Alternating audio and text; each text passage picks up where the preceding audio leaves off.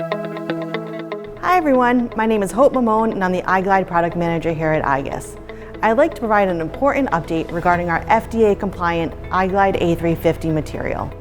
iglide A350 is used across a number of our products, including iglide bearings, also iglide rollers, bar stock, plate stock, iGUball spherical bearings, and also some 3D filament. The composition of iglide A350 contains bisphenol A, which is more commonly called BPA. Starting January 2nd, 2028, a European regulation will go into effect that bans the use of BPA.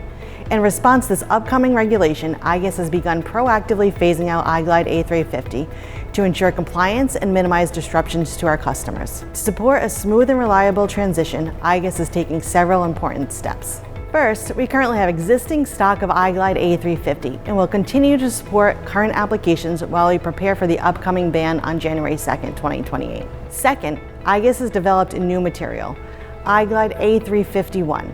This material is designed to be a direct replacement for iglide A350 and it does not contain BPA. A351 will be available in the upcoming months. Finally, iGUS offers a broad range of FDA-compliant materials, and our team is always available to help identify the best solution for your specific application. If you have any questions or concerns, please don't hesitate to reach out to iGUS. Our contact information is noted below. Thank you, and we appreciate your time and partnership.